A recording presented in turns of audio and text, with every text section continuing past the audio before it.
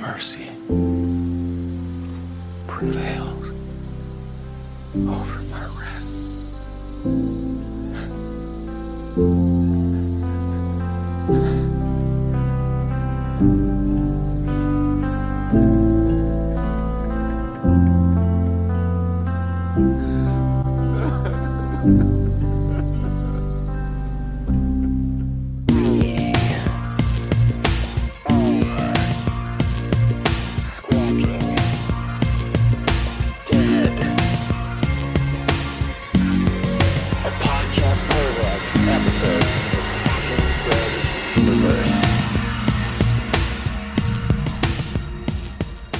Welcome back to Squawking Dead. Over the course of 2+ seasons, we've sat through the torture porn that is The Walking Dead. We've gone through all the lows and even lower lows, and just when we thought we could feel no lower, we found a lower than low level that would rival Milton. The payoff along the way is that we've reached moments where we find ourselves sympathizing with the devil and learn that all angels can fall, repeatedly. And some will continue to fall well into Season 9, while others sprout wings and glide on over to fear The Walking Dead, choosing neither hither nor thither. And even though it uses it on the surface, what really gets me about this show has always been its ability to transcend the trope of good guy versus bad guy and show us that God and the devil is inside us all. And that when we're brought into a world where all our limits are tested, we find out who we really are eventually. And mostly, what I've learned is that we're really all the same. Some of us hide behind our ethos to protect us from having to get our hands dirty and take responsibility for our own lives and safety. Others fake it until they make it, in whatever way possible. And not just for themselves, but for the people they love. The best of us, though, deal with the world as it is. They struggle the most and behoove themselves to come to terms with their actions while taking responsibility for others. And when you're living in a world with no real rules, with people who mimic the very chaos that comes for us all, that is no small feat. At the end of the day, these people will inherit the world because they've beat it on its unreasonable terms. I try not to kid myself into thinking I'm that kind of person. I'd like to think so, then maybe I'll fake it for as long as the world allows me to, but there's no one in this world I'd rather share my journey with than my enabler-in-chief, the author of my authoritarian cookbook that runs my entire life, but the guiding light that reminds me that this world is ours, Carol. That was a good one. That was a good impression. Yeah, Good Rick. I could do better, but... Well, that was pretty good. That was pretty good. You can't reach, you know? No, you can't reach. You don't want to overreach. Yeah. You see what happens on the show when that happens. Yes, you do see what happens on this show when that happens. Man, you know, I think it was a good episode. I will say, though, that I was going into it with maybe a little higher expectations. There were things that didn't happen that I was hoping would happen that were a little bit of a letdown. When it was over, I was sitting there sort of like, it's over. It's all over. So it felt a tad bit anticlimactic for me. Was it more anticlimactic, or was it just kind of like... It might have been abrupt. Like maybe racing to the dawn, that sort of thing. I think maybe that's what it was. I just felt it was a little abrupt, and it could be just because there was just so much that they were trying to shoehorn in, and then we were going into fear. So it just felt like, okay, now it's over. Now we're going to start fear. And it was like, oh, well, okay. So that was a little jarring. Like, okay, we're done. I was hoping to get some sort of post-credit teaser or something. Oh, right. Right. Like a flash forward, even, we were talking about that. Like a flash forward to tide us over, right? Well, because they've done that before. Like in the past, they've done that occasionally where, they'll have a scene after the credits, little kind of teaser just to kind of hold you over until the next season. So I was sort of hoping that would happen. And then when it didn't, it was like, well, okay, all right. Well, they did sort of give us that at the end, but... a little bit, yeah. I'm okay with it. I'm not going to say they use it too much, but it's easy to fall into that trap where you kind of give them a taste of the next season. But this is kind of a good way of doing that without doing that exactly. Okay. Sure. Well, what's going to happen the next couple years? And maybe what we'll see when we come back for season 9 is we are where we are as what happens as a result of that last conversation. Right. Maybe we either see them on the day of, and nobody knows what we're talking about just yet. Maybe they do if they've watched it, but yeah. I would hope if you're listening, you've watched it. Yeah. That would be my hope. Yeah. Kind of. Well, we'll get to that. I think we'll get to that because it's kind of like a payoff. We'll give you the payoff at the end. Exactly. You can't get the payoff at the beginning. You don't stay for the cuddling. Yeah, there you go. The cuddling. The hand holding. It sounds like the quickening, but it's the cuddling. There you go. The hand holding. How do you cuddle? Well, I'm just equating it to hand holding. Yeah, hand holding through the episode. Cuddling, I don't know about cuddling. I guess you're more of a stages person. I just more jump around. Yeah, you're just clearly. First it's hand hand holding, then there's hugging. Right. It's like there's stages. Right. Step Cuddling by comes step. after. Yeah, hugging comes first, cuddling comes after, right? There you go. I never really know. No, you just jump around. Sometimes I jump to the cuddling and I deal with the bullshit, right? You just go straight for it. Exactly. Rick speaks to Sadiq. He's finally wanting to know a little bit more about what happened. I feel like he's been kind of avoiding speaking to Sadiq just because it's a reminder, obviously, of what happened with Carl. And not that he holds him responsible, but I think he kind of sort of did. You know, there is that blame by association.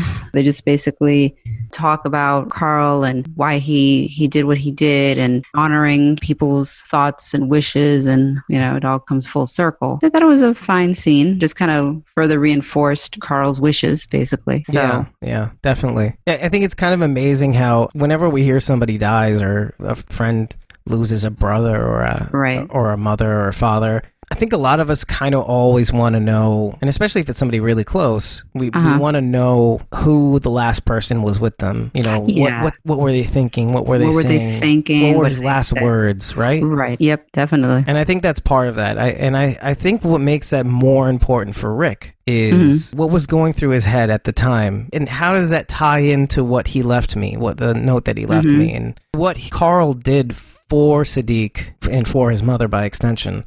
It's an example of character, and it kind of dovetails into the things that Carl was trying to tell Rick about after the gas station incident with Sadiq. It can't always be like this. We have to start taking people in like we used to. And then going back to what he was saying in the letter. It's strange because the reason why Negan's world has to end is for just the simple idea of a man walking around with his 3-year-old. And right. To be able to have the freedom to be able to do that. Exactly. It's the liberty, let's say. Right? The liberty. Yep. I mean, the only thing that we really need to worry about should be the walkers, and yet, right? Exactly. We're like worrying that about is the people. core. Right, exactly. The task at hand and then the evil at hand are the walkers out there. It shouldn't be each other. So, yeah. And I mean, and that was one of Carl's wishes. He wanted to be able to make his father feel safe. With all the frights that we have out in the real world or the outside world, with all the walkers and all the death and even like people who haven't quite gotten with the program, you know, we have to really just try to make alliances and the thing that we need to worry about the most should be those outside frights, you know, those the outside pressures and dangers. You know, we shouldn't have to worry about each other. Right. No, absolutely. And Carl extending that trust to Sadiq and Sadiq relaying that trust to Rick, that kind of seals it all together. So it kind of goes back to something that we were saying the last couple of episodes, like how are we going to get Rick to stop the car? Right. And in your opinion, do you think this is enough? I mean, obviously wasn't totally enough, but it was enough to kind of, okay, after the end of the episode, he kind of pulls back. He has to pull back, he feels like. To me, I would say on the surface that it was not quite enough, just because what I said before, like that episode with Morgan and him in that bar, killing all those saviors mercilessly and just viciously, that set of, left a really bad taste in my mouth. And Morgan, because Morgan does mention that in this episode, what we did back there, that was some pretty sick stuff. So it does come up. I think that for me, the only reason why I buy it, how I interpret it, I think that Rick was still on a kill trajectory, or his kill switch was on, I guess. Right. I've heard some people say that his kill switch was on. And to be honest with you, I don't think that it really turned off until he slashed Negan's throat and Negan drops his knees and he says, "Look what you did." Carl knew nothing. Yeah, and Carl that's didn't when no shit. Yeah, exactly. Yeah. Oh, yeah. But more than like anything. I mean, maybe the other things kind of contributed to an extent, but I do feel that moment is, I think, for me, what I think kind of jarred him out, and to see, okay, this is too much, But it does kind of go back to the letter and all that stuff, because if he hadn't had the letter, if Carl didn't speak up when he ran off Sadiq from the gas station, if he didn't hear about what Carl did for Sadiq with Sadiq in order to protect Sadiq, the stranger, without all those ingredients, and even especially his interactions happens with Morgan and how... Oh, yeah.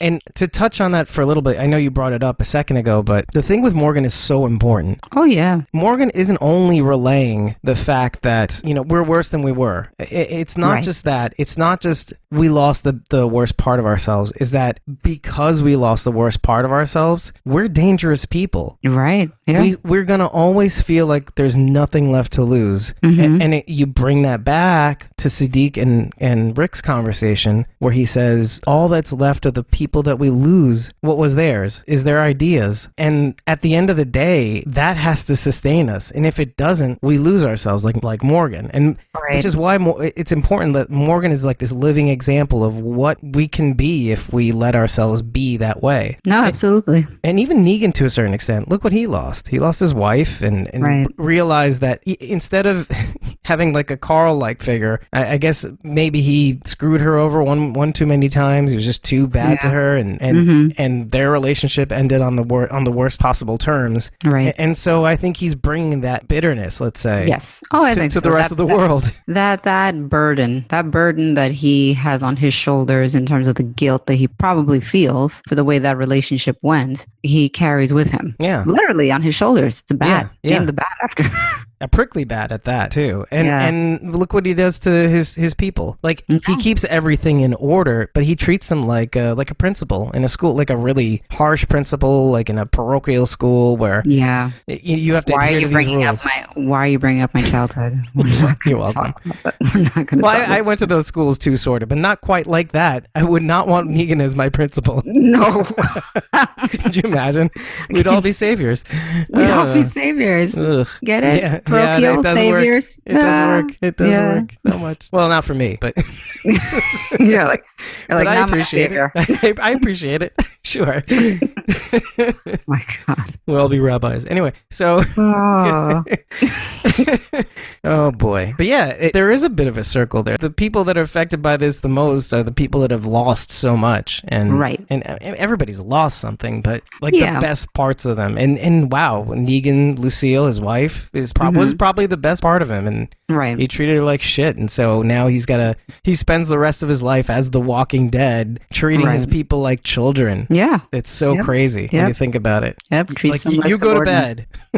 Yep, exactly. Basically, you kill people, okay? God. Sent his own men out as decoys to die, the ones that he figures are kind of a waste. To get everybody's lunch money.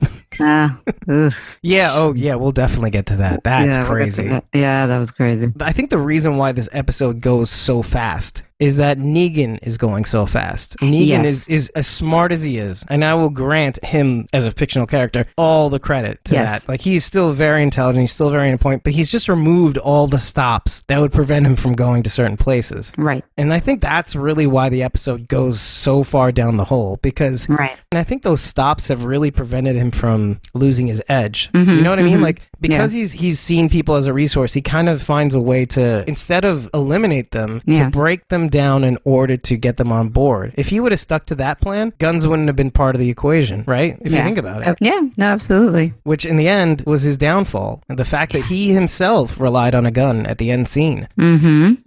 He could have probably made it. I don't know. But anyway. It's very interesting. So I wanted to bring up one thing before we go full speed ahead. My one little stop before, because I know this is just going to be a rapid scene by scene. Yeah. Just so much good stuff. It's a lot. Henry, as he's coming out with Carol out of the house. Yes. I don't know if you noticed this, but I noticed that he kind of looked a lot like Gavin. The white shirt and the pants. He wasn't wearing his armor, his kingdom armor. True. I don't know what that means. Like, I feel like maybe he's wearing like the kind of outfit of the man he killed in a weird way. Oh God. To like sympathize for his victim or something. That could potentially be it. Did you notice that? I could see that. Like, if I think about it, I hadn't really like thought about it in that particular sense, but I mean, it could be, maybe. I just kind of noticed how he and Carol clearly have a better relationship now. She's no longer looking at him as a nuisance, basically. Yeah, like more of an equal. More of an equal. She was like, yeah, maybe we'll come back, perhaps.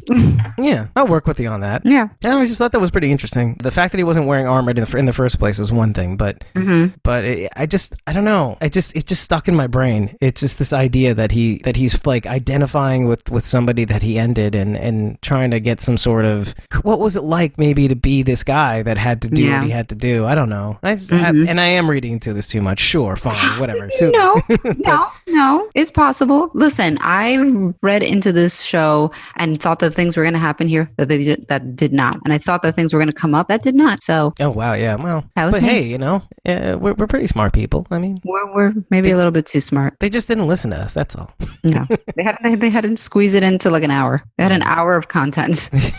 Exactly. Yeah, that's all. They had to cut it for content. That's it. Yeah, of course. Yep. It's not us. That's all they could do. Yep. Okay. And this leads us to that. I can't believe how necessary. Best dialogue. Yeah, the necessary dialogue between Jerry and Ezekiel. Yes. Thank God that Jerry is still around. I would. People say that they'd riot if something happens to Daryl. I would riot if something happened to Jerry. Jerry is a treasure. Nothing can happen to Jerry. Be like Occupy Georgia. Yeah. Occupy Atlanta. Yeah, no. Or Virginia, wherever we are. Can't do, yeah, they're Virginia now. Well, they're filming Atlanta, but you get the idea. Yeah. So, no, if something happened to Jerry, no. But I did like that. You get a sense from this whole scene that they're very positive. They're in good spirits. They feel like they have the upper hand. They feel like they have a sense of what they need to do. You know? Yeah. And not only that, when we meet Jerry at first, he's kind of like a jester almost, like in the court of King Ezekiel, right? Yes. I think he's really leaning into his fucking role. Really, at the end of the day. Yep. And so, Ezekiel, let me be the fool you made me. Let me do this for you, man. We ain't losing shit. I loved it. We're not accepting shit. I loved it. Thought it was great. Yeah. That was awesome. I wrote in my notes, and yet I smile, motherfucker. That would have been awesome. Except that it's AMC. with the Ezekiel like rolling his eyes like, all right, you got me there. Yeah, that would have been great. But actually I heard that you can say the F word on AMC. However, you're only allowed one every, I don't know season? What. There's some, I don't know what kind of formula basically tells you, but apparently there is. So you can, but very, very sparingly. Well, you could use shit a lot. No, apparently. Yeah, they do. Yeah, you think they were burning out the last of their shits? Like they were trying to use the last episode. Seriously, right? They were to Jerry. That's perfect. They give it to Jerry. They're like, "Yep, we're just right here. This dialogue, we're just gonna throw it out like 3 or 4 times." Right there. Hey, I mean, yeah, you got to spend the budget so you can use it again. Yeah, I mean, they have no reservation with using that, But I will say this. Some people get kind of up in arms where it's like, oh, AMC, you can't say this language or, there's a limit to what you can say, obviously. I don't think that that's necessarily a bad thing. And the reason I say that is because in the comic, Negan has very, very colorful language. And when I say colorful, I mean that every other word is like, F this, F that, fuck this, fuck that. And I feel that it's like just too over the top. So I feel like it's made the writers on the show have to be a little bit more creative into how they make Negan like a crass within the confines of like what they can do. Which makes like for some really good dialogue. I mean, think of Abraham Ford, man. All those funny lines. Oh, I miss Abraham so much. It would have been so easy to go that route, to go the crass route or whatever. But yeah, that's what I mean. It's an easy out. It makes him unforgettable, though, right? It does. I mean, Negan's had some pretty damn good lines. Let me ask you, since we are at the end of the season, do you have a favorite line by him? Was there any line specifically that was memorable to you that was like, nah, I already know what mine is? Negan, of course. Like Abraham Ford is easy. God, Abraham, it would be a little harder for me to pick Abraham. Negan, I know already. For me, well, you might as well say it, yeah. For me with Negan, it's like, remember Olivia? Poor Olivia. Oh, yeah. Yeah, poor Olivia. She got shot by a rot. That scene that he kind of insulted her weight and she started to cry and all of that. And he like actually apologized and said, like, if it makes you feel any better, I'd be down with screwing your brains out. And she slaps him across the face. And I remember watching that being like, oh man, Olivia's dead. And he just shakes it off and looks at her and says, I'm 50% more into you right now. Yes. Dying. Yes. I thought that was hilarious. Man, yeah, and I know you've mentioned this on the show before. That's just how good you're able to recite that. It's so good. It's just so fun. To me, it was hilarious because it was unexpected. Like I didn't expect that response, And I for sure thought she was a goner. And then I was like, oh my God, what a freak. you know, but it was funny and it was in character. Well, And no crass. I mean, there was no curse words needed or anything like. And maybe giving it a little bit more texture, let's say, than it would have had with just swear words. Right. No, because with just swear words, honestly, it's pretty one dimensional. Yeah, but I'll be the first to say that there are very florid uses of swear words that you can use that add even more dimension if you latch onto it enough, because you got to hear me in my office. It's just sometimes I'll say things that just are like so crass, and yet the way I construct it is just so funny, at least to me. But that's the most important part, is me. I work in construction, so I've heard quite a bit. Oh, man. Yeah. Well, I don't think you've got me beat, because I do think in construction the swear words will just fly without any creativity, without panache. No, there's no panache. No, there's not. Although it's very funny. It's like it's always funny, the delivery, because the curse words come out, and then there's always somebody who then turns around, looks at me, and says, like, no disrespect, and no, none. Whoa. And I'm like, nope, none taken. It's I know fine. You're a lady, but I'm like, this isn't my first rodeo. It's Excuse fine. My French. Exactly. That was a good Negan line, actually. Excuse my French. It might have been with Carl. It might have been one of those early episodes where like he was coming to Alexandria and Carl was trying to puff out his chest and kind of be well, I do like what he said. The one thing that like really stuck out when you asked me what the best lines were, I was like, I thought we were having a little moment, asshole. Oh, that was awesome. Exactly. It's like, I thought we were having a moment, you little asshole. I'm like, that was great. That was awesome. I believed he was kind of hurt, but I also kind of like that he said it out loud. Yes, that's what I'm saying. It's like I absolutely completely believe that he was like hurt. I think he was. I think he was for sure. There. Yeah. Oh, and I'll definitely get some more on that. Oh boy. And you know what it was that he said? He said it was with Carl. It was with Carl, and he said, "Excuse the shit out of my goddamn French." Something like that. And it's just hilarious. I'm sorry. I was probably one of the few people that like Negan got his throat slashed and he goes and tells Sadiq, like, save him. I'm like, yes, come on, let's save him. Come on, man. No. So one thing that I wanted to point out that I think a lot of people weren't quite sure of, as I was reading forums and I don't know, like, comments here and there on the Instagrams or whatnot. A lot of people didn't know where Gregory was. The interwebs. Oh no, I remember they locked poor Gregory inside the house. Yeah. I was like, oh man. The country. You just leave him there? Yeah, the country mouse in the house. Yeah. Yeah, they left him in the house, and as they left, they still kept him in the house. They evacuated and kept him in there. I'm like, all right, well. I mean, it kind of makes sense. Yeah, hey, it's all yours, buddy. You wanted it. You wanted it. You got it. Go. It's all yours. But yeah, it's funny. We don't see him at all in this episode. I guess they couldn't pay him for that last episode. Xander Berkeley. I mean, it was a pretty jam-packed episode. Yeah, I mean, I could only imagine maybe how many scenes they may have cut out of this episode. Really, they must have. They must have. And it also, from what I've heard, they also do a lot of phony scenes when it comes to these finales to throw people off. Oh, really? You're saying in the teasers or like in the just in general, because there's always people kind of lurking or trying to get spoilers or whatever. So by like filming, on set? Well, I mean, there are people who are like just hardcore, I mean, there's a website I think called The Spoiling Dead, and they're the ones, and I don't know who they have. I don't know if they have inside source. I really don't know, but I have no idea, but they are kind of known for being a forum where they get a lot of information from set, usually photos, but sometimes they get their hands on like spoilers. I mean, honestly, that's how I found out about when Negan was introduced and what was going to happen. Because that's how you found out. Yeah, you did mention that in one of the previous episodes. Yeah, and I read their website and they kind of went through it and it was very detailed, and they basically, they didn't say who died, but they're like, you're not going to see who it is. And I remember I told one of my girlfriends who's a fan of the show, I was like, you know what? They're going to keep us hanging. I was like, this information is too detailed for it to just be a fluke. And she was like, no, they're not going to do that, whatever. Lo and behold, that's exactly what happened. They had the right information. Well, yeah. You know what? With the fake out also too, with the Glenn's fake out death under the dumpster. I could see how your friend would have thought that. Like, they're not going to do it in the end. Oh, they made so many changes, Right. They're not going to do that. Why would they stick to canon? Like, well, yeah. Man. Yeah. Wow. But getting back to Gregory not being on set, I guess. Not being on set. One would assume maybe from the spoiler sites that, they killed off Gregory because he wasn't on set. I didn't see him at all.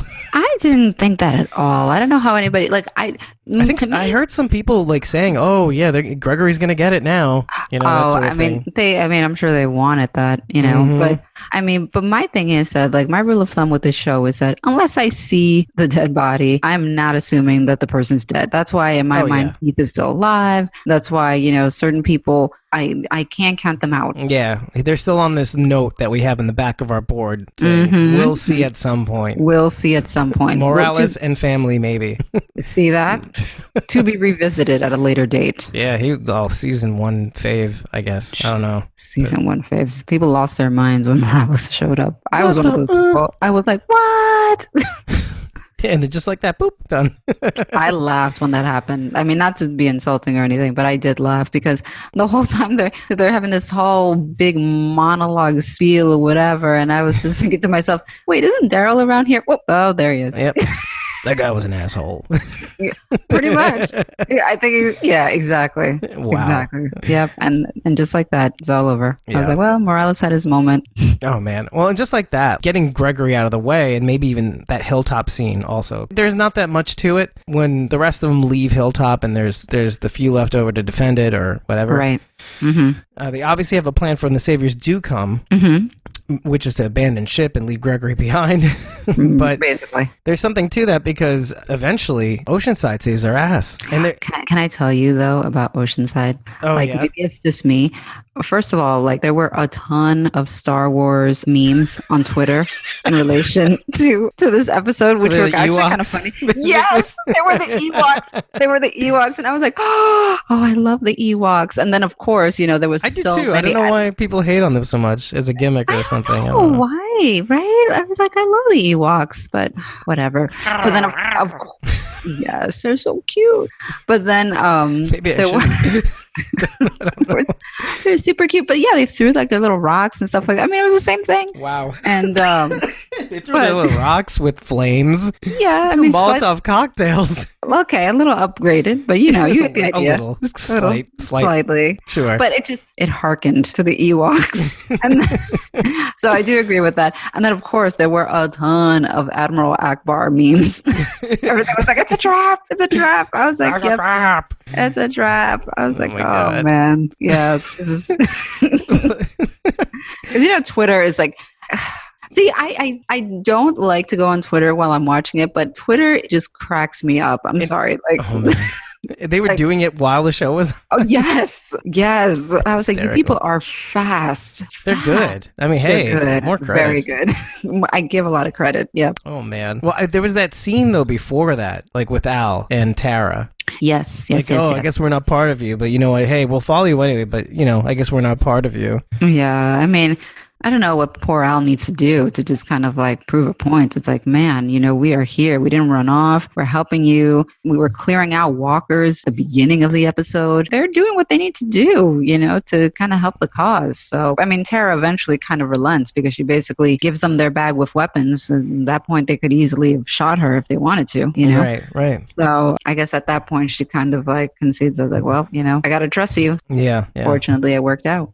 Yeah, thankfully. Oceanside had to come through somewhere. Yeah, no, I was imagining that was definitely going to happen. And it made sense how they did because, it was with Aaron. Aaron brought them to the hilltop, which makes sense because that's where they were, because the rest of them were at, for all intents and purposes, the battlefield, basically. Right. And so I think it was good that it was Hilltop, let's put it that way. Yeah. To have it happen at Hilltop, I think was great. Mm-hmm. They could have easily showed up at where they were, but I don't think they would have known where it was and it would be less believable. It would be less believable, especially because Aaron, for all intents and purposes, has been kind of on this mission trying to get them. So he wouldn't know about the plan. He wouldn't know that they were in this area. He wouldn't know. Yeah, exactly. We didn't even see him, by the way, I don't think, right? They showed Aaron very briefly. You saw that he was at the helm. He was kind of at the front of the line with his weapon while the rest of them were throwing their Molotov cocktails. Yeah. Yeah. So that's it. He didn't say anything. It was just sort of okay, he came through. He was able to bring in the cavalry story.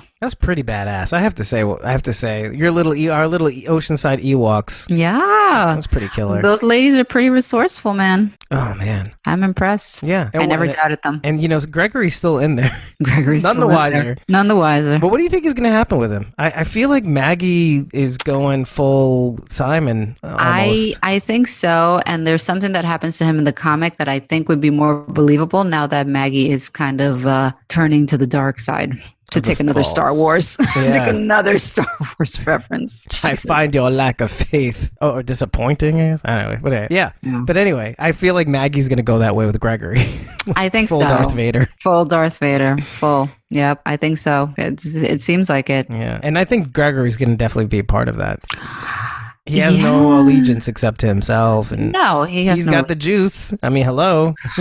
Jeez. Yeah. Oh, I wasn't quite sure if Rick was going to be taking care of baby Gracie, but it looks like he's done that. He has. I don't know what role baby Gracie is going to play in the future, other than just being just another kid. I don't know. You think it's going to be the Hilltops kid rather than Rick's kid? I don't know. I'm not sure. Like a ward of the state. A ward. I know. Seriously, right? I don't know, but I mean, you can see that there's still Judith and there's still baby Gracie. So it'll be interesting to see how they handle things in the future, because I mean, we've seen these like quote unquote future scenes, and there was a lot of speculation when they showed, these on our part of Rick. Well, also like in general, people were kind of like, you see this little girl, is it Judith or is it baby Gracie? Right. I'm still not sure yet. I'm not clear. Well, the show will throw me for a loop every time. So yeah, definitely. Oh man, especially with Morgan, you just never know where he's gonna go, how he's gonna react to some things. Like even in this episode. Oh yeah, he was totally like off kilter. Yeah. Did you notice though? It's really quick, but Henry is the one who actually stops him. Yeah, it was. It was Henry. Henry was the one, and he almost basically got taken out by Morgan until he kind of finally came to his senses. Although Carol was kind of like the one that was there to sort of, hey, take 5, buddy. Well, what's going on here? Yeah, he was like full clear mode. Yeah, but what's interesting about that scene is how he relays that information. I know we already brought it up, but how he relates that information to Rick about, I have to protect Henry. I guess if I'm crazy, I can't protect Henry. Right. Yeah, no, you can't. His whole point of doing this was to protect, and I actually wrote this down. After I started watching, I watched the episode again, and I watched Talking Dead, and I kind of went back to my notes, and I just said, I think his whole thing, I think back to last season. I think he doesn't even put on the armor until Benjamin dies, right? Yeah, he kind of adopts Benjamin's, yeah. Okay, and the reason why he adopts Benjamin's armor is to protect Henry, I think. To take on that role of being the older brother in a way. Right. So I think everything that he does is this kind of twisted version of trying to not only, in a way, bring back his son by clearing all the bad people, but I think it's like this twisted way of protecting Henry. Right. And I think when he's like going after the escapees, the savior escapees, and Henry's the one to stop him, it just breaks him. It just snaps him out of it almost instantly, which is kind of interesting because I don't think he would have admitted that what Rick did was wrong. I think he's still trying to figure it out, but I think he may not have said the path that we went down with those people in the bar, with the saviors in the bar. Yeah. That was wrong for you. That he wouldn't have said that. He wouldn't have admitted that. We did it because we lost everything that was good. We lost the people that were good in our lives. Right. And we lost everything. It's just so fascinating, that the fact Morgan's a very fascinating character. Yeah, he's quickly becoming my most favorite character. Just to see how far a man can go and how much you can put him through the ringer before he... There's a lot of depth to his character. There's a lot of layers there. A lot of layers. Yeah, and the way he expresses it is just it's just so great. He's one of the best actors on that show, period. Yeah, period. 100%. 100%. Yeah.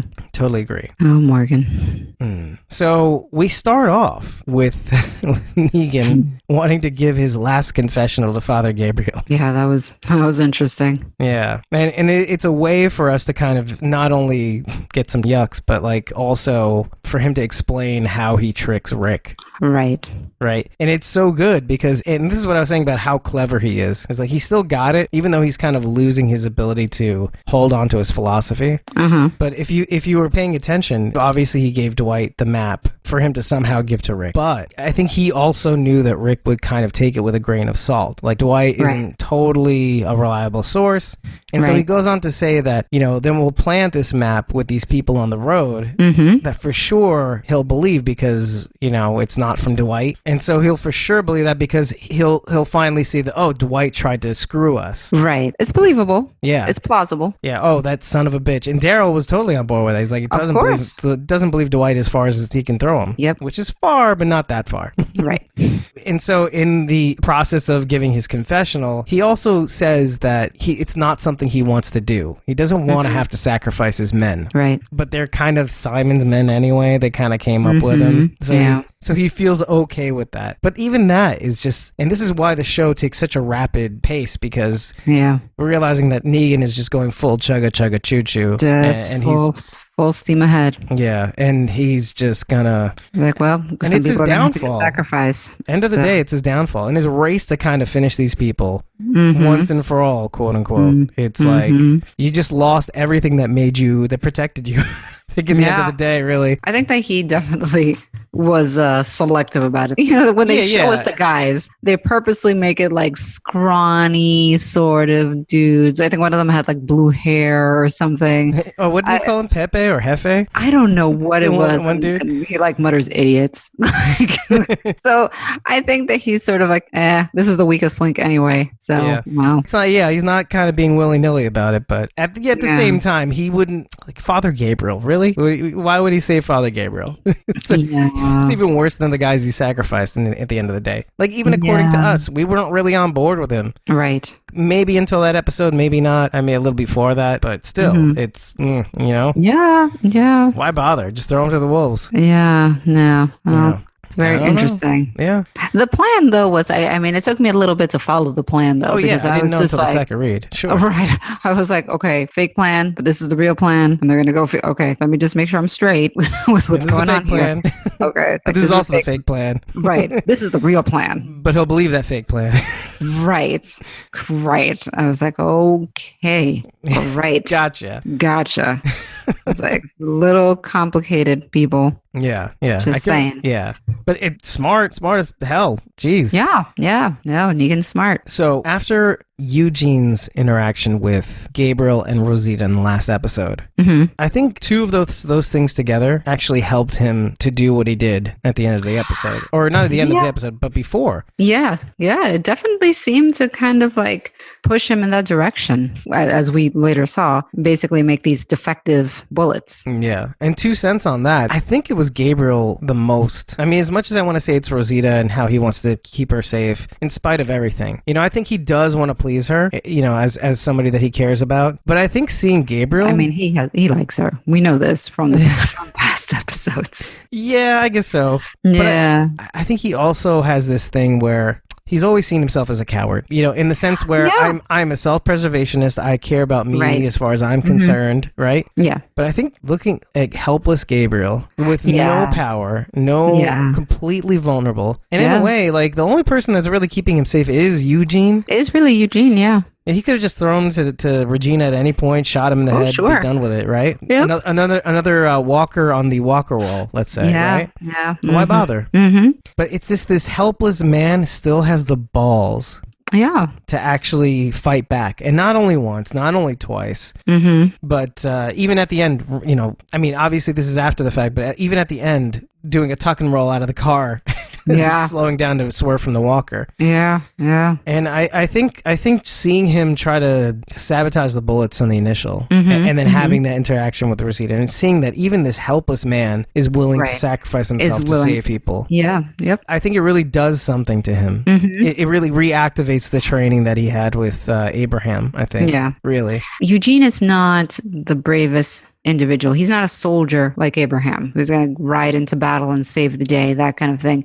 He can only do the things that he's capable of doing. And the way that he helps is by doing things like that. You know, those are the means that he has. You know, he knows how to make bullets, and he knows what makes a bullet work and which ones don't, because we saw that he gave Negan a gun loaded with, I guess, apparently, you know, good bullets. Yeah. That basically convinced him, like, yep, you know, they work. Try them yourself. Yep. Okay. Yeah, you know? Exactly. So he's a smart guy, Eugene, and he kind of used his powers for good rather than evil. Yeah, and part of those powers, by the way, if you remember, is his ability to actually trick the people he loved into thinking he was this big deal scientist. He's a pathological liar. He just you know, instead of doing it to the people he loves, he did it with Negan. Yeah, you know, he had him fooled. Yeah, I just kind of like the poetry in that, like that he took the thing that damaged his relationship with basically everybody he loved. Yeah, and he just took it and exploited it to get Negan on his side. Yeah. I honestly think it was genuine all along, trying to make himself useful in that respect. Like, he has some smarts. He can fake it until he makes it. You know, he could probably look at a couple books or something like that. Anarchist cookbook. Right. Draw some plans. The Jolly Roger.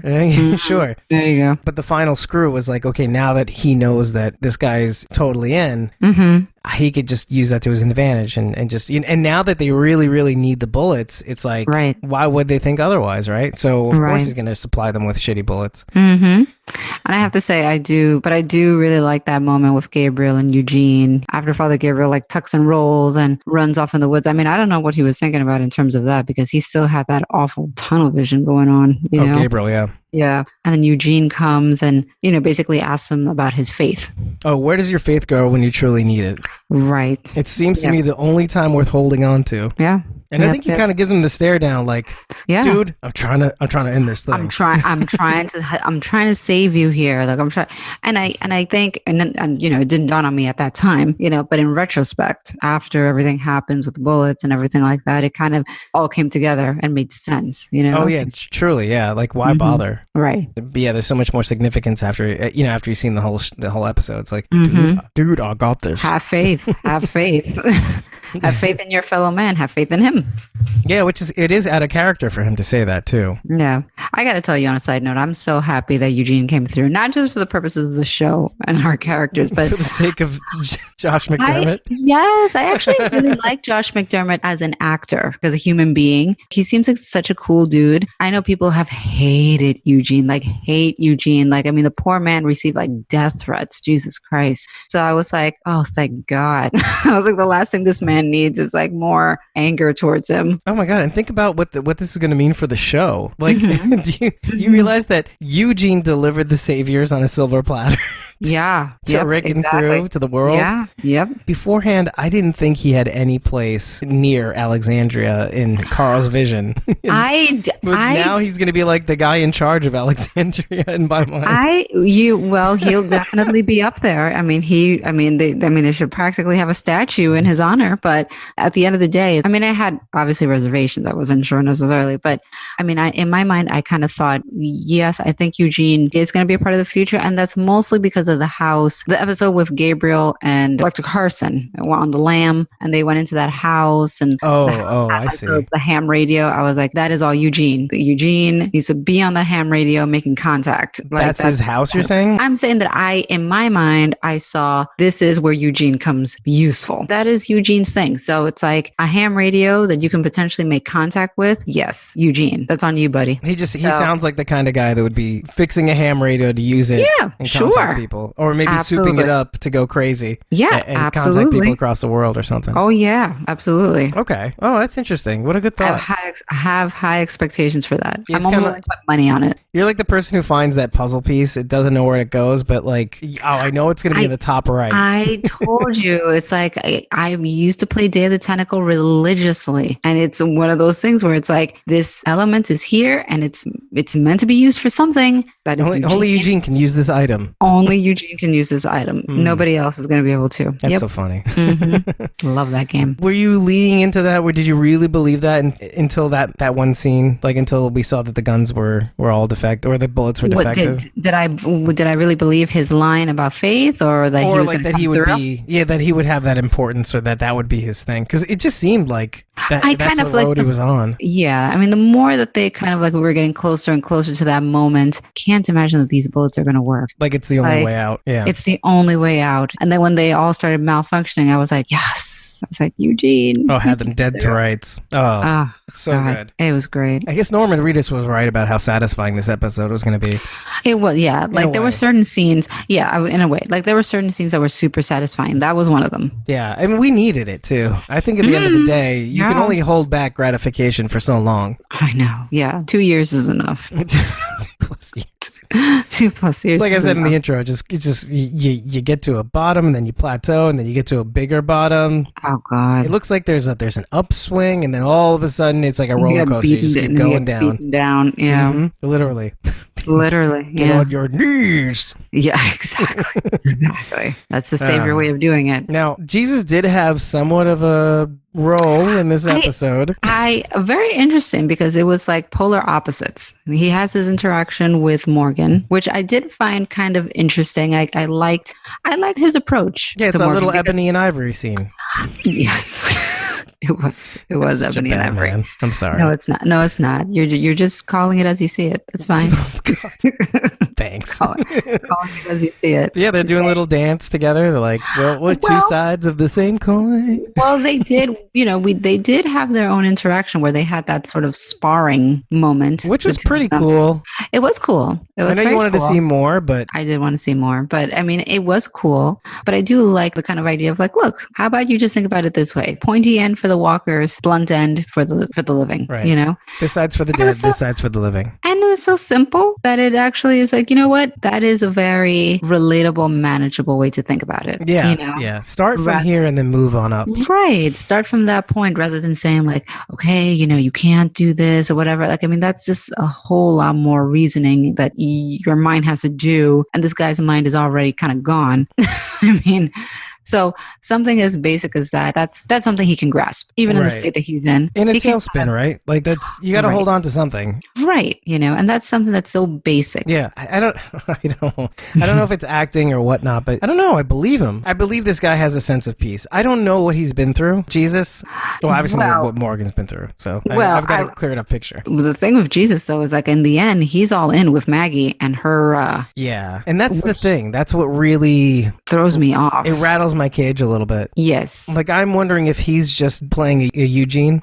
and just seeing how this plays out. Mm-hmm. I haven't quite, because I mean, here's the thing, like Eugene is, or maybe following in the footsteps of his brother Gregory. Yeah, I don't know his brother Gregory. Like being on the side of Maggie until the last moment until it suits him. Maybe. I mean, the thing is that like honestly, Eugene's character in the comic is vastly different with the character on the show. He is captured by Negan, but he's very defiant or very defiant. Yeah, that's the word. Wow. Very defiant. With Jesus, I wonder now if they're kind of doing a similar thing where he's just kind of, do a left, because the character in the comic is a very sincere, loyal, on the up and up kind of character with these martial skills and all that kind of stuff. And martial arts. Yeah. But maybe not. Maybe that's not the route they're going to take. And maybe he's going to be more along the lines of Maggie's cohort. I don't know. Yeah, the only thing I could think of is like that he just feels like almost untouchable. So maybe he goes along with this ride in as much as like I can just pretend and nothing will happen to me. Maybe. I can do this for as long as I need to. I can trick them as long as I need to. I just need to know everything. I need to have all the information in order to make some sort of informed decision. But I think he goes along with this idea because, well, I mean, look, this is the only way I could reconcile that scene with Morgan and this whole Maggie scene, because I can see it being a thing where, okay, Maggie's gotten us through this point in time where it was pretty rough. We had the saviors. Yeah. I brought them back. I don't know what I was thinking, but I knew that was the right thing to do. And I like that they brought that up in the scene.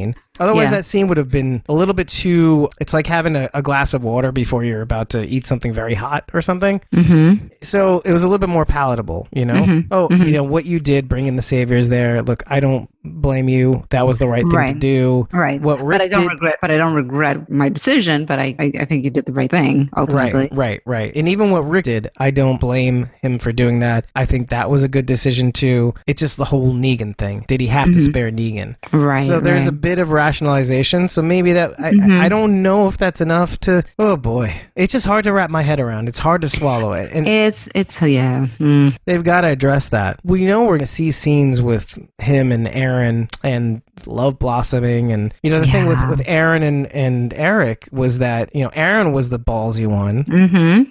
And Eric was kind of like this, oh God, I'm going to say the stay-at-home mom kind of thing. I mean, it's essentially, yeah. I didn't want to say it, but there's no other comparison. Again, call it as you see it. Yeah. And then so I think we're going to see a little bit of role reversal in a sense where like Jesus is quite untouchable. If there was an ebony to ivory situation, light to dark on the coin, it's like Morgan and Jesus are on that scale. They're pretty tough to kill kind of characters, and then you pair someone like that up with Aaron. He's definitely the Eric in the situation. Yeah. But I feel like there will be some sort of love blossoming, and I think so too. And I think we're going to be put in the same situation where like Aaron's going to be like, you don't have to do this, you know, you don't have to be this, and then Jesus will probably throw out a line like, I'll bail out, I'll be able to handle the situation when the time comes, because Jesus is kind of reckless. End of the day, he's throwing himself into situations where you almost think he's not going to come out. He's kind of like this rogue character, you know. He just kind of flows between groups and locations and that sort of thing. Like, he doesn't seem to have any sort of attachment necessarily to anybody or reality. Yeah. I mean, remember when they first met him, like, hey guys, who was it? Was it Rick and Morgan? I forget. No, it was Rick and Daryl. Yeah. Just, hey guys, what's up? He's like, yeah, my name's Paul, but my friends call me Jesus. They almost got his ass kicked, but didn't. No, because he was. I mean, Jesus is a good fighter. Clearly. Yeah. And so that I feel like that goes into this little concoction that is him, that he can go into these situations without regard, that he can walk between the raindrops and not get wet. You know what I mean? That kind of thing? Yep. He's like a ninja, you know? Yeah, exactly. Smoke grenade. Yeah. Love ninjas. I love Jesus. I love Jesus. Meanwhile, I'm like, I love ninjas. I'm like, what if Jesus was a ninja? Paul Monroe. No. I love that Father Gabriel gets the first punch in on Negan.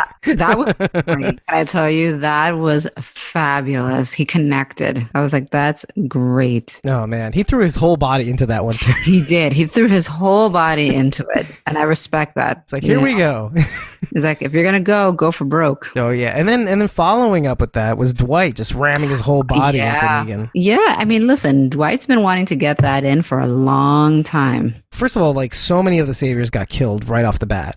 Yeah, so many of them, the minute those bullets backfired, I mean, and Negan was relatively wounded, hurt. Yeah, relatively wounded, for sure. You can tell, like, his hand was definitely wounded. Gross. It was so gross. Now, did you see that? Now, before that happened, don't want to forget about the fact that they're walking in this big field and they look out to the pasture and say, wow, I haven't seen anything that... Did you know what they were talking about at first? Just so everybody knows, I did go to the Survival Sunday Fathom event thing. Yes, that's right. You did. Yeah, I should have brought that up from the top of the show, but I forgot about that. I'll tell you one thing, just to bookend that a little bit, but it wasn't really that crazy. I'll be honest. It was a cold, rainy, bitter day, and not a lot of people outside, not a lot of people inside. I think a lot of people really just wanted to get to their seats because it was freezing. Yeah, I heard. In terms of any sort of craziness, it was really just mostly Negan whistles. I think it's the most that you can really do. Really?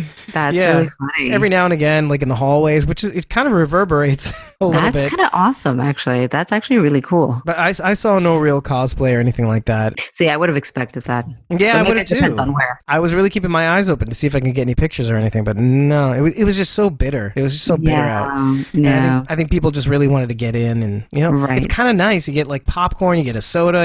That's pretty cool. At a movie I thought theater. it sounded great. Yeah, and just so everybody knows, I mean, if this sort of thing happens again, You don't get commercials. It just That's goes what I heard. straight through. And It's like a movie. yeah, we literally went from The Walking Dead straight through to Fear the Walking Dead because there's a bit of continuity that happens. And this, I'll explain this when we get into eventually at some other point the Fear the Walking Dead premiere, Yes. season 4 premiere. But yeah, we went straight into it. It was great. You kind of get your $10 worth. Yeah, it Which sounds is, like again, it. $10. It's not that much.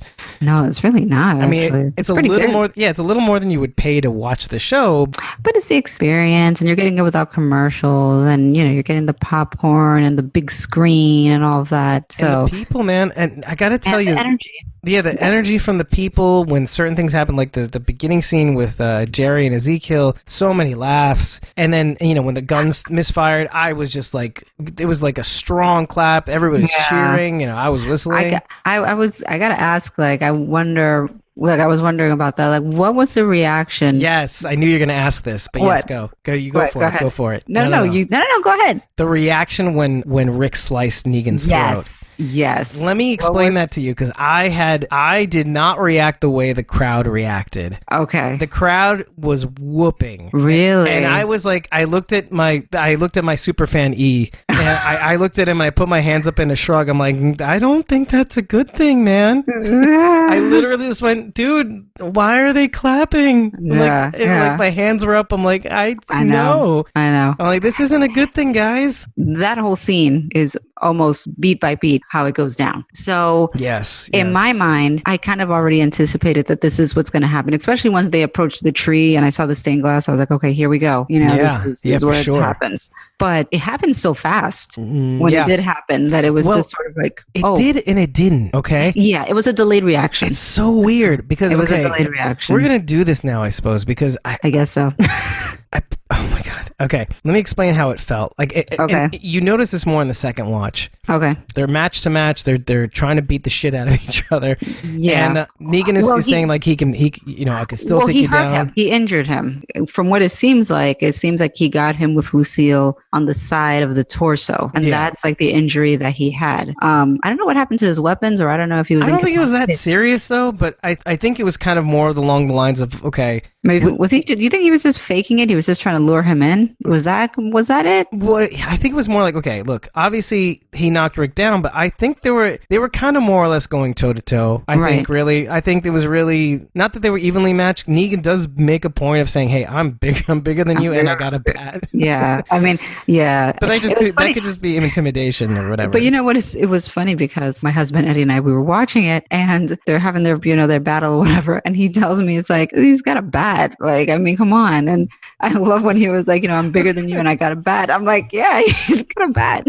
Yeah, and he says it in his classic Negan way, which is I mean, priceless. Dude, you're gonna go out. You're gonna go out with the bang, man. That's great. Yep. I think they could have beaten the shit out of each other until somebody just interjected or something. Well, in terms of the battle, I have criticisms on the battle. For me, the best part was the bullets backfiring. That was great. However, you're saying the whole battle, not just the whole. Going toe to toe. Not just the going toe to toe. I just kind of felt like I would have anticipated that there would have been some combat, hand to hand combat going on at the same time that Rick and Negan simultaneously are having their confrontation. And there was some, like the whole scene with Jesus and Morgan taking out that one dude. Yeah, there was some, but you know what it was? It's like they surrendered before that altercation between him and Rick was even over. And I would have wanted them to keep fighting until they see their leader down, and that's when they surrender. Honestly, that is the way it kind of goes down in the comics. No, I kind of like the way they did it because I don't know if they've made note of this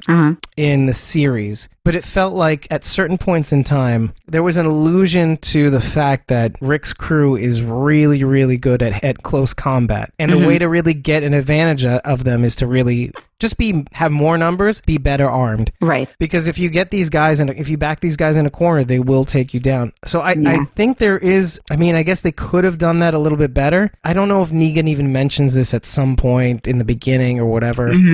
But if you don't have the right setup terms of being able to arm yourselves properly and have the right advantage, these guys will bowl you over. So he's well aware of their capability. And I think the rest of them, the people that have really interacted them with most, like Gary and Laura and all those people, I think they know what they're dealing with. And I think knowing that they don't have the numbers, first of all, it's game over, man. And I do believe that. I do believe that. And it was fine. I just would have wanted to see, I guess, a little bit more. And like, for instance, like when Rick and Negan's confrontation is over, I mean, they kind of pan out and you kind of see that everybody's just kind of standing there. Got their hands up, got their hands up, So, I mean, which was fine. But in terms of Rick and Negan's confrontation itself, this is another part that I thought was really convincing, acting-wise, from Jeffrey Dean Morgan's character, because I believed it in terms of getting sentimental. Oh yeah, that's really what I wanted to get to. Yeah, sure. Yeah, and I think that Negan even said this at one point. It's like, this is what this was all supposed to be. Everybody following the rules, and it became something that got way out of hand, became really perverted from what it was originally intended to be. This whole thing,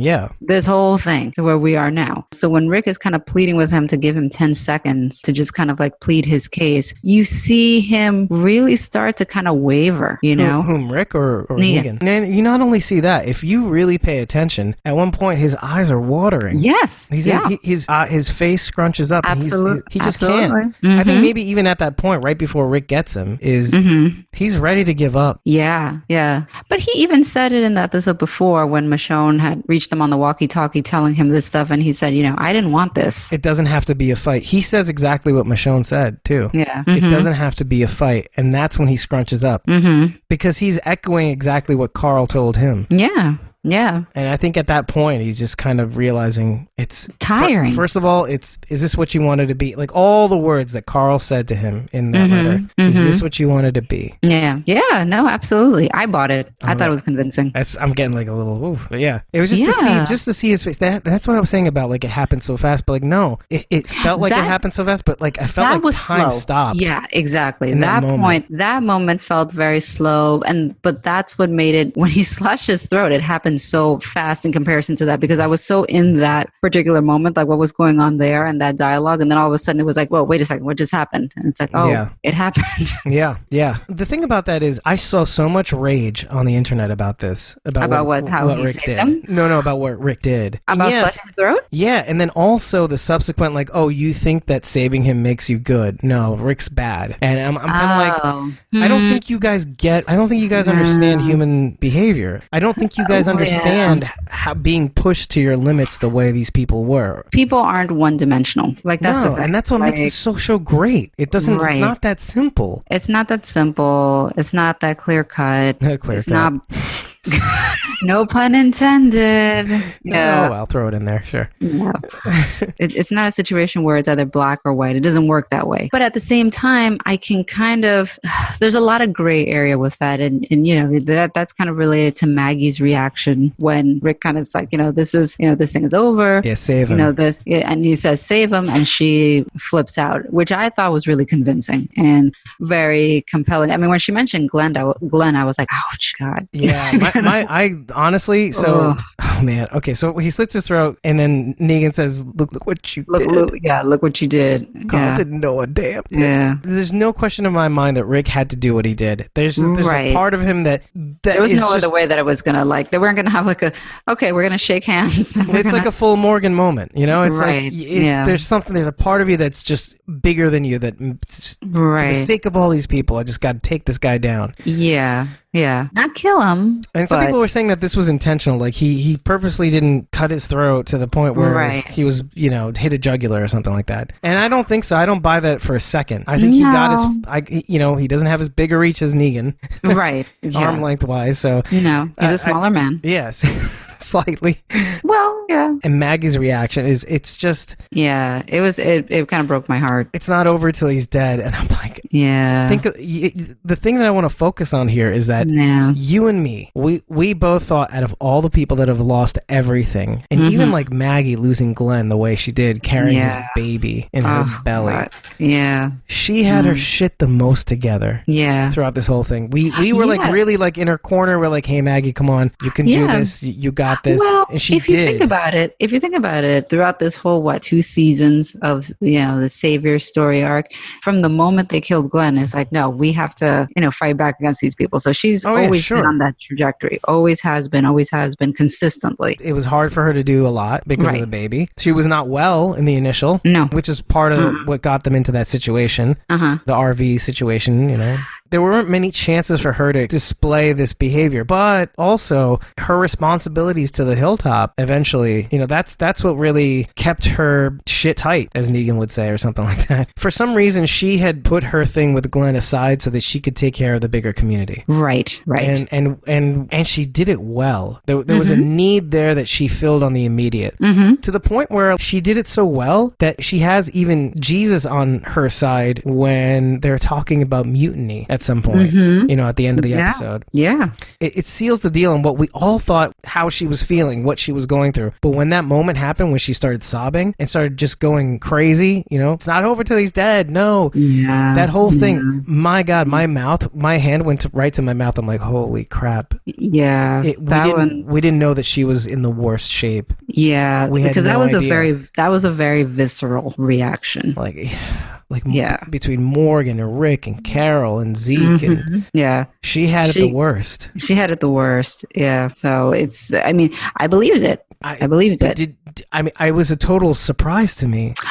I was surprised in the sense that she's been very stoic for most of this, and it makes sense. Yeah, of course. It just came out of nowhere for me. But the reaction, the visceral reaction just took me, by surprise. And when she mentioned, about Glenn, I was like, oh God, yeah. Yeah, but it's the things that she said, things that she said. It's not over till he's dead. No. Yeah. If you think about it this way, to kind of put it in perspective, think about it from the point of view of somebody who commits a crime and kills your relative or your husband or your parent or your child. Oh my God. Any of these people. And this person is deemed to be allowed to live or God forbid, let free. And it's out of your hands. And this person has made this decision, or this system has made this decision. And you feel like justice hasn't been served in relation to your loved one, that's no longer here. And that is hard. That is a very hard pill to swallow. And from Maggie's place, she's probably looking at it like, who is Rick to make this decision and say that this person's allowed to live? Yeah, Rick and Michonne. Rick and Michonne, yeah. I understand. At the end of the day, it's going to have to come down to her really looking inward again, because I think that the value in Rick's decision really is we need to have a world where your daughter does not have to worry about people like Negan. Right. Or I said daughter. I didn't know. I don't know if it's going to be a daughter. But I know. I was going to be like... I'm usually wrong about these things too, so I don't know why I said that. But yeah, like Maggie, your child, you're going to have a world where you can raise your child with some form of safety. Right. And some sort of order, because that's the idea. It's like to kind of get away from this kind of barbaric living of just sort of executing people rather than saying, okay, we are not going to live this way. And honestly, it's sort of like a modified version of the sanctuary, in the sense of there are rules that need to be observed, and having a system, a society of order, but not with barbaric repercussions. Right. Well, we have to kind of bring back what we lost in society, in civilization. And I think that's the key point of what Rick is trying to express, is that we need to start living in a way that we, first of all, that we used to, but second of all, there was a point at which we had to debate when a man had to die. You remember when Rick first came to Alexandria, trial by death, porch dick, for what he did. Oh, you're keeping the community unsafe. You need to go. And it's look at how far he's come in terms of where he can go. Carl bringing him to this new world, or this new way of thinking. Yeah, absolutely. We can make it like it was before. We just have to make it that way. Yeah. And isn't it strange? At the end of the day, Rick is kind of like a savior. People are a resource. He's resourcing Negan. Yeah. Listen, the idea of the saviors and the sanctuary and all that, I think initially, in theory, at its core, makes sense. But like I said, it's just became this perverse sort of this mutation of what it was supposed to be. Yeah, there's this nucleus philosophy, which nobody really knows or cares about, which is using people as a resource. Right. People are valuable. They just just use people. Meanwhile, it just in the center in the mantle, we have a bunch of people, and I wanted to bring that back because I know you were so Team Negan, but I wrote this whole thing at the end about how Rick is automatically better than Negan, and it's really. Yes, I'm not gonna argue because listen, Negan had concubines, burned people's faces. Yeah, but it's not only that. It's just the idea of liberty. It's like when you have somebody that can, on a whim, decide that you threaten him in any way. To live under that possibility of that happening is bad. But when your lieutenants, your soldiers also are kind of an extension of that. Right. Their motto, if you remember their motto, is we take what we want, give nothing back. That was their motto. Was that their motto? Really? Yeah. That was Dwight said that, actually, I think. Oh. For some reason I was thinking of the scavengers of the garbage people. It was like, we take, we don't bother. That was theirs, right? Yeah, well, you know what? There's something to that, right? It's like there's some similarity, yeah. Except they're all the same, so they're all on the same level. Yes. We talked about their communist socialist lifestyle. Yes. It's like, we take, we don't bother. That's all. There's no leader.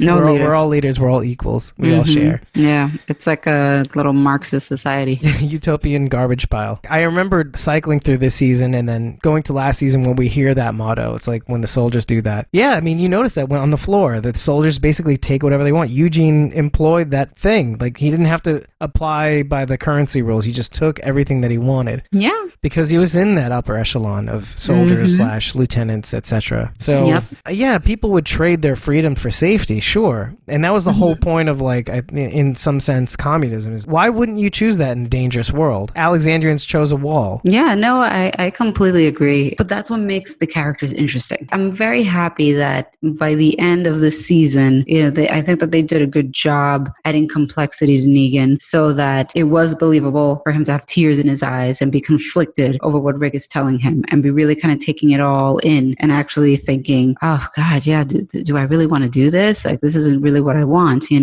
And to see Rick use that moment to his advantage to take him down, but basically have mercy on him, it was pretty compelling because, that was my thing. When that throat slashing happened, and can I just say, it's like, that always makes me so uncomfortable. Every time people's throats get slit in this show, my Twice, automatic, at least, yeah. Yes, my automatic reaction is always to, like, I wrap my hands around my throat automatically every time. I feel like you do the thing where you tap Eddie and you go, Eddie, promise you'll never do that to me. Don't ever, no matter how mad you are, no matter how bad it gets, don't do that. Don't go there. Like, no, that's, I can't. Because I was telling a coworker over like our instant messaging system at work, every time, that they're slitting people's throats, and I was like, I can't believe I just typed that in the office messaging system. They journal these chats, right? I know. Yeah, like the HR goes, I think we need to have a word. I think we need to have chats. Oh, no, it's a television show. I know. We monitor that too. It's just a TV show. I don't watch it at work. Like, come on. No, what did you think when Negan said HR? Oh, jeez. How did that make you feel? Okay, I think we've got a live one here. Oh, my God. Jesus. It's a good thing they need you.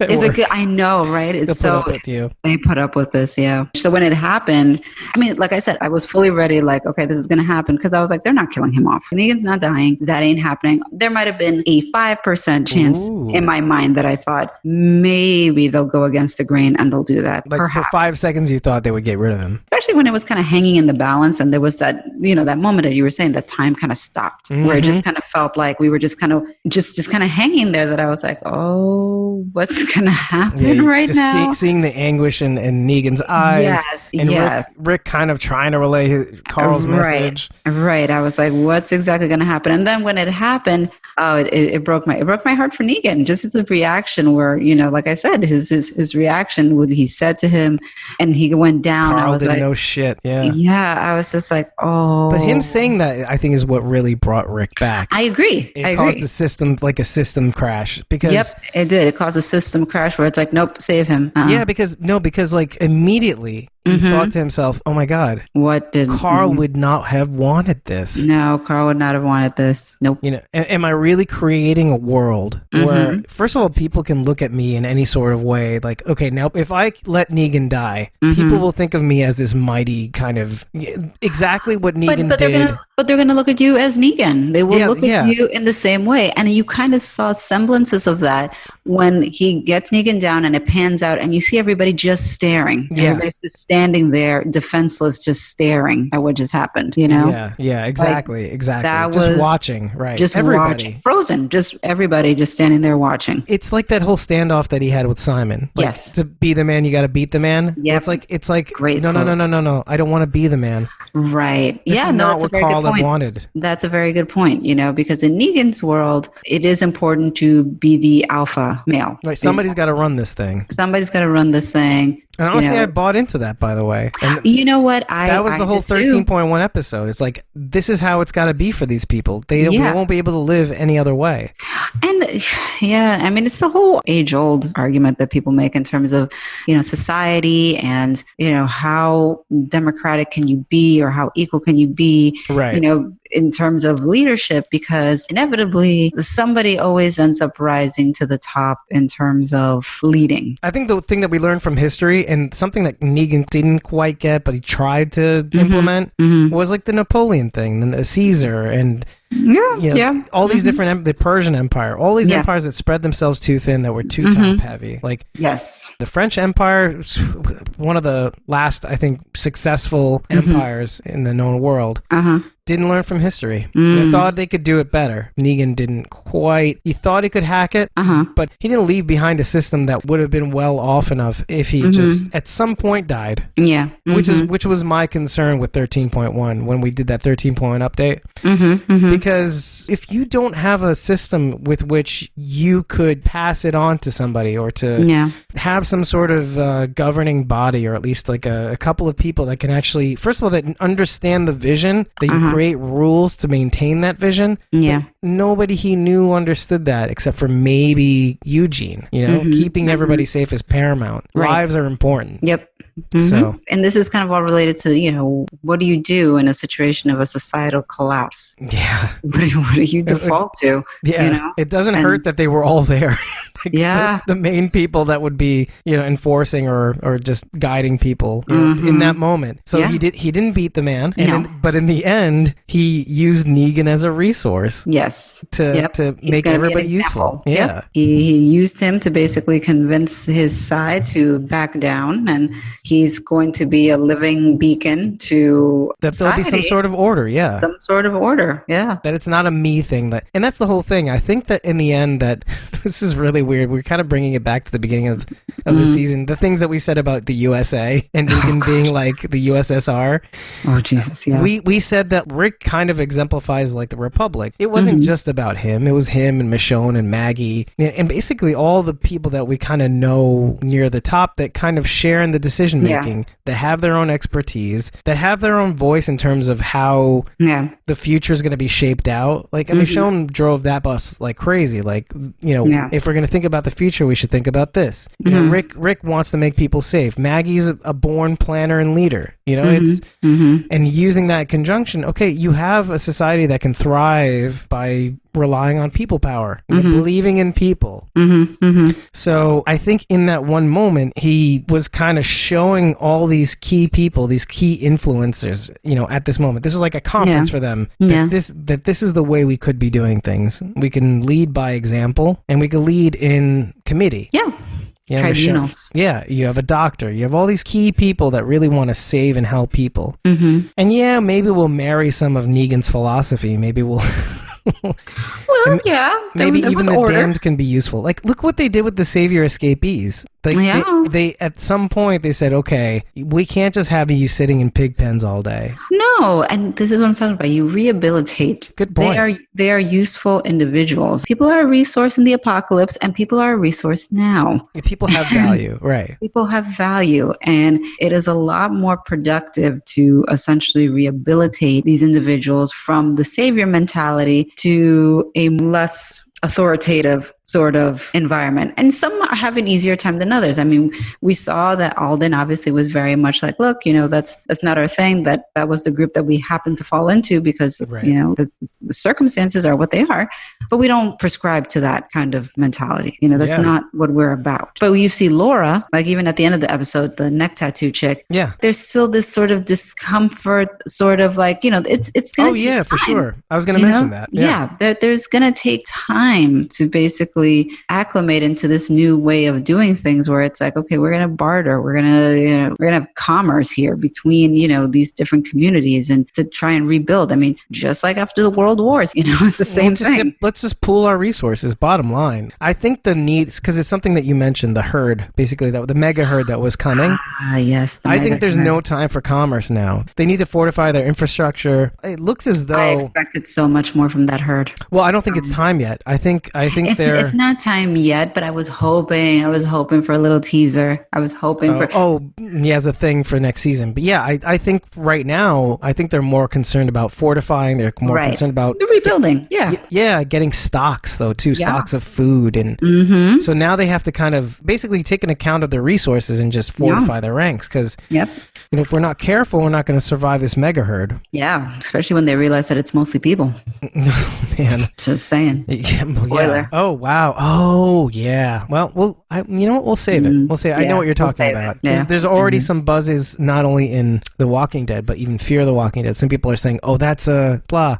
I'm not going to say it. but yeah. Blah. Oh, that's not a walker. That's a blah. That's a blah. It's a blah. I can prove it. There's a circle with that red arrow. Oh, God, in all those memes. I hate that stuff. Oh, I know. Internet culture sucks. Oh, jeez. Yeah, like people get into it, man. When you find out what this is, circle, arrow, you'll shit your pants. You'll wear shitting pants. Oh, Jesus. God. Yeah, it's so ridiculous. That was one of the things that disappointed me because like I said, I really was anticipating a bigger nod to what's coming than what they did. I do fully interpret that comment, in terms of like, wow, I haven't seen her that big. And Rick being like, oh, things are changing. I'm like, hint, hint. Yep. I see you. I see you and I hear you, what you're saying. Yep. But message received. Exactly. Message received. So you want this is I know what you want. You want payment for all the suffering. I wanted to see this. I don't know. Should I? No. Because you know what? The people who know. Yeah. No. And the people that don't know, that's fine. Don't want to know. Okay. And I'll tell you why it's okay. Mm-hmm. It's okay because I think when it happens, it should be an organic thing. True. Something that people should figure out that why didn't we do this before, right? Yeah. In some way we did, but I think I think really truly, I think it should be something that gets discovered. And when they discover it, they should just be as surprised as we maybe that's what they want to do. They want to have it as like a sort of surprise, sort of thing. But I was really, I mean, like I said, I was hoping for a tease, just a tease. That's all, just a little tease. Where's my winter? That's all I'm saying. Maybe they'll just combine the two things. I don't know. I was like, something, maybe. I was like, oh, well, no, all right, never mind. But now that there is that adjustment, and some saviors are probably more apt to get with the program, and others it's going to take time, Yeah. But you can see, obviously, that Negan's wives are fully on board and comfortable, because when, I think it was Tara and Rosita, when they came over there to the sanctuary, those were Negan's wives, those ladies that, kind of greeted them. Mm-hmm. Mm-hmm. So they were no longer wearing the mandatory black cocktail dresses anymore. They were honestly, I hardly recognize them, which is so funny. Yes. No, it's true. It's like it was hard to recognize them because they were always having to wear black cocktail dresses. You know what though? I wanted authoritative. Yeah. Exactly. Wear your uniform. Yes, pretty much. Jeez. Okay. Yeah, it's crazy. But you know what? I want to go back to what you said about Laura just being in the field and giving up. Mm-hmm, I kind of, there are two things that kind of make that scene so brilliant because number one, you already have Negan going down this path that he's not usually gone down. So there's got to be a lot of people picking up on that. I thought the whole thing was breaking people down so we could use them as resources and get their food and all that stuff, right? But the second thing is that I think a lot of them really are just, they don't want to live this way. Yeah, I think at their core, Yeah. I think at their core, who wants to live their lives always fighting, Yeah. fighting? I mean, it's exhausting, and I mean, you can see obviously in that scene with Rick, Negan's exhausted too. It's exhausting. They hadn't even captured him yet, and they were just kind of like, "You guys have us beat." Yeah, It's exactly. There's no point. Like, our lives are worth way more than you exerting energy and killing us. Yeah. Yep. If there's any hope to have our lives saved and live another day, this is way more than us being gone. Yep. For sure. Absolutely. So I get it. I totally get it. I think I think I understood that way from the beginning. A lot of these people just kind of went along with it. It's what, like you just said with Alden, it's just like, it's circumstances. we just fell into it. Yeah. The thing is that you don't have the liberty to say, oh, I'm in the sanctuary. I'm not really crazy about it. Life over here. I'm just going to hop on over next door. It's like, you don't have that luxury. So, I mean, you're kind of just stuck with the circumstances that you're in. Yeah. It started with a badass biker gang, right? Yes. And then it moved on to something bigger. Like as you absorbed more people that really, I guess, maybe fell into the philosophy. But I think as people get comfortable, like even Negan getting comfortable like that, and all these people at the top getting comfortable like that, you're going to have a lot of people that fall in line, like that kind of life, being able to take what they want, and they maintain that aspect of it. And that, it's all the more reason to keep it up. But some of the people that actually kind of maybe want to live another day, that people want to be safe, I think when they see that things are kind of turning, like this infection is getting worse, like Laura probably, it's like, hey, this isn't worth it. It's just not worth living like this. Yeah. All these perks at the end of the day. Yeah. Yeah. So I don't know, it was just gratifying just to see them surrender. It was gratifying. Like, I mean, when it finally happened, I was like, well, that's it. It's over. Also, it made me kind of right too about really this whole thing hinging on one guy, and this one guy's philosophy that nobody gets is keeping this whole house of cards up. That's it. You remove that one bottom card, the whole thing comes tumbling down. The whole thing comes tumbling down. Yeah. Yeah. It just couldn't. It's not sustainable, man. No, and I mean, we don't know how long they sustained it for, as long as they did, but yeah, it's not. Eventually, it was all going to crumble. Yeah, yeah. Now, here's the thing. There's a question that I have. Okay. With Carl gone, okay, I can't even imagine what Negan becomes.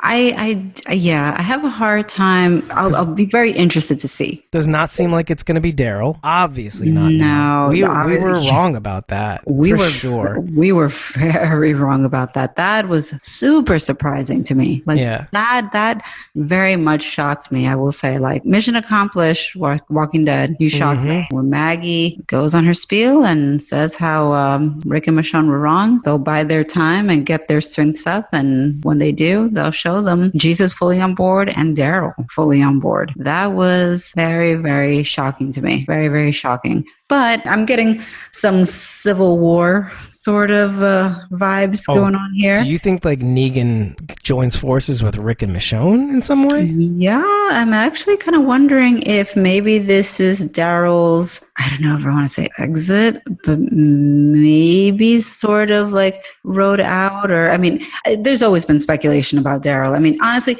I will say this is probably the most interesting thing that they've done with Daryl in years. You know, they haven't really done much with his character in some time. So this is actually probably the most interesting thing, although it's Maggie more at the helm rather than him. Well, yeah, you've got these like two characters that seems as though that like they're irreparable, Maggie and Daryl. But yet Daryl lets Dwight go. I guess he doesn't really blame him. He doesn't really blame, because I think it's already been proven that Dwight was not selling them out. Like it was established. Dwight was being held prisoner by Negan because it was discovered that he was basically selling secrets over to, Rick and crew. So and was being played the whole time. Yeah, he was honest with them. He really was trying to help them up until the point where he got caught. I think Daryl doesn't want him there, but at the same time, he doesn't feel that he needs to kill them. It's not worth it like that. Right. I'm wondering if, this is all part of going towards the direction of Negan being an ally to Rick rather than the people who he thought were his allies, like Maggie or like Daryl or I mean, I say Jesus, but I mean, it's not like he has much of a history with Jesus, but I mean, mostly Maggie and Daryl. Do you think Judith might take his place in some fashion? Who, Carl? Yeah, well, yeah, I meant, yeah, will Judith takes Carl's place as like the Carl's jailer? role. Yeah. You know what? She's just too thought young. about it. I don't know. I mean, I don't think Negan would do anything to a kid. That seems kind of obvious. No. He wouldn't maybe do anything. all the more reason, right? I'm just trying to think if it's believable. No. That's what I'm just trying to like. Yeah. Because the thing is, it's like Yeah. I don't know necessarily what you do. You or know, do they go that route at all? Right? Maybe, yeah, that's the thing. They might not at all. Like that might be something that they just don't go down. Or maybe it's Rick. Maybe it's like conversations that Rick has with him. Those are these kind of candid one-on-one conversations that they have between the bars. I mean, honestly, that to me is more believable. I could see that. At this point, I think we have a choice. Yeah, because I just don't see even Daryl. Like Henry, maybe? I don't know. I just don't think that they would.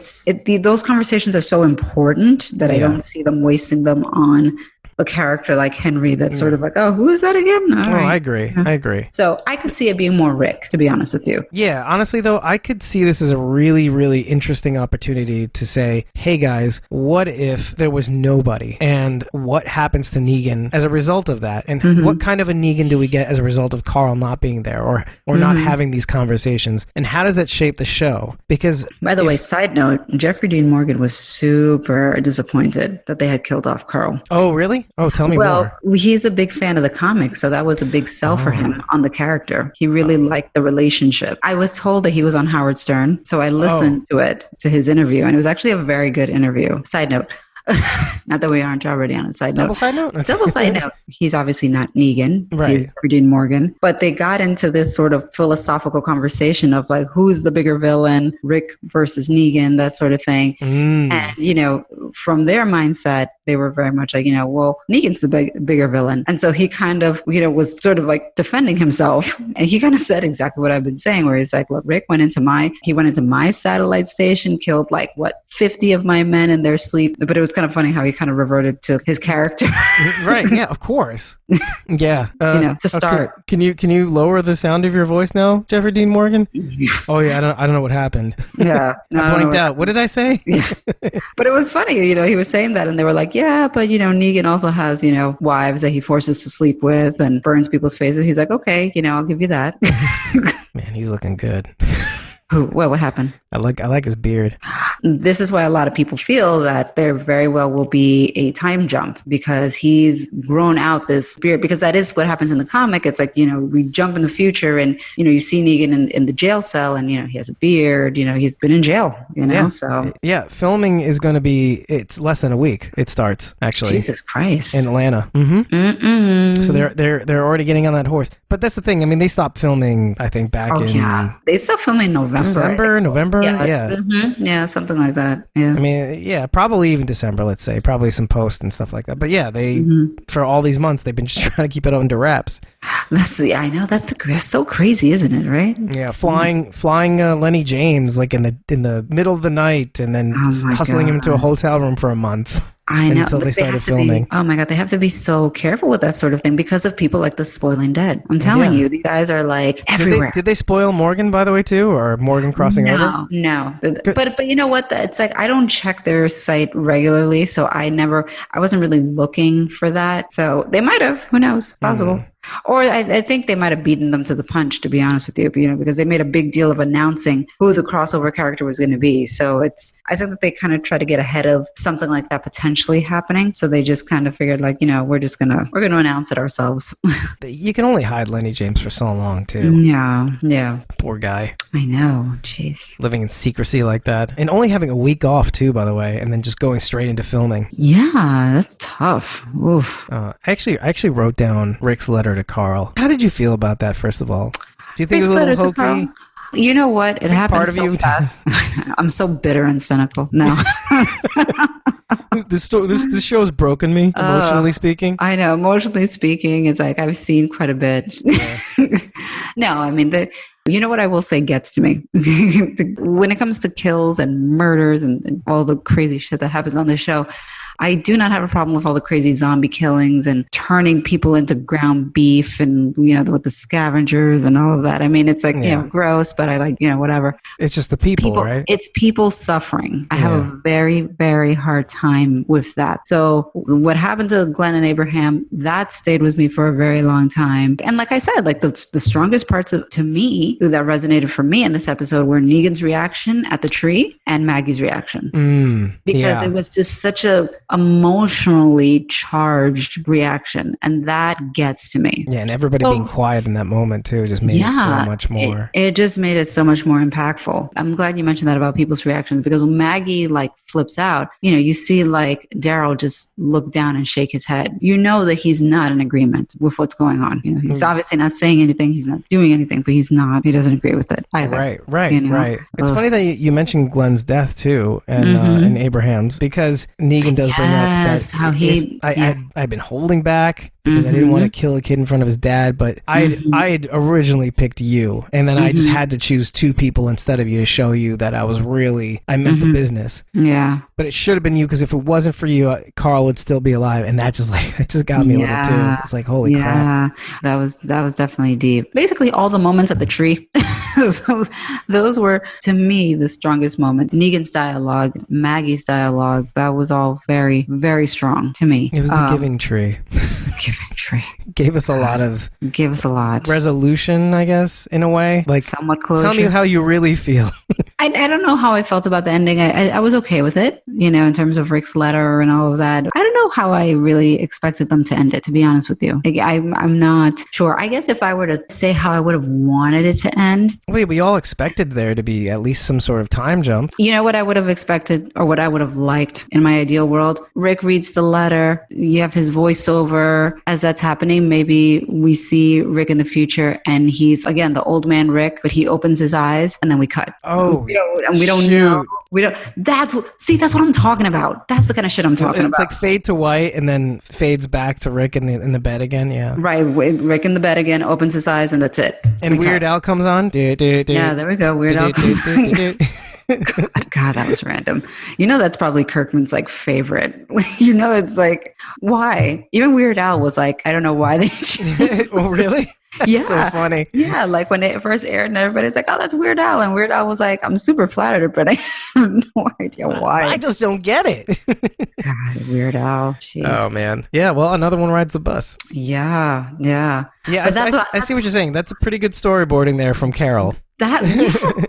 AMC, I'm here. Hey, I'll jump ship. I'm just saying, if you need some sort of, insight, any thoughts, like, how I talk about like teaser, that would have been sufficient for me. That would have been enough to just kind of say a taste of like, you know what, we are going to do a time jump, and you'll see. You just don't see anything else. Yeah, it's like, but we will do a time jump, but you'll see what the interpretation of Carl's future is based on what Rick can do. We'll get a taste like that. We will see it. And then like you could do whatever you want later. I don't care at that point. Do whatever you want, but it's like at least you kind of leave with that, because my criticism was just that I just felt like it just ended so abruptly, and then it was like, okay, on to Fear, and it was like, okay, fine, okay. Well, here's my alternate ending. Ending. It fades to black, not white. Okay. And then all of a sudden you hear gunshots in the background. Uh-huh. And then you see Terminators, and then all of a sudden it's 15 years later, and Judith is shooting machines. And she's John Connor. Right, exactly. Like how I've been saying. Yeah. And then Heath comes down from a helicopter and picks her up and says,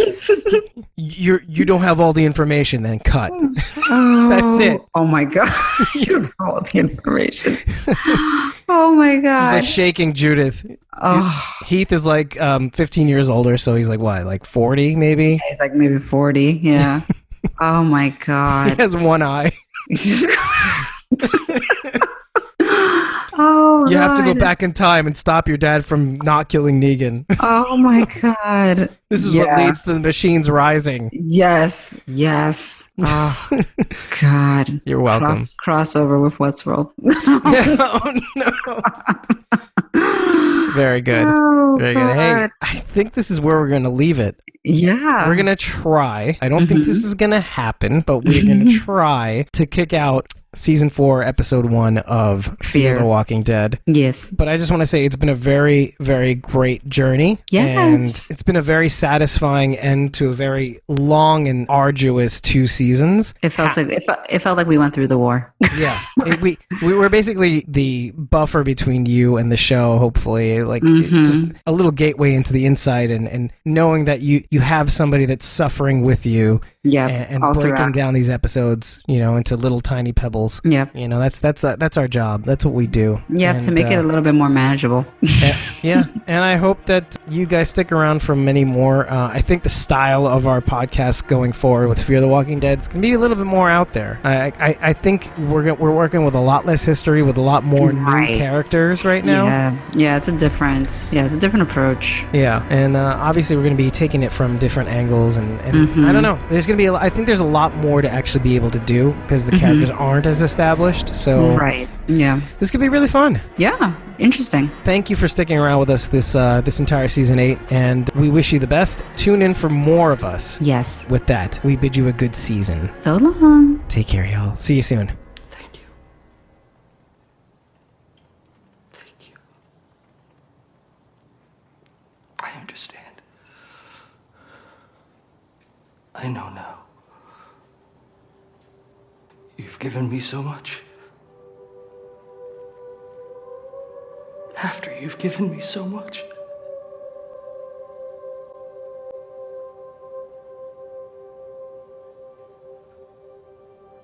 I can see.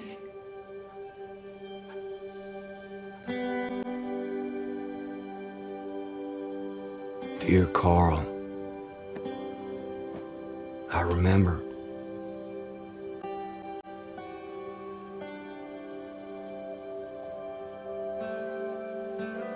I forgot who I was. You made me remember. I remember that feeling, walking with you that day.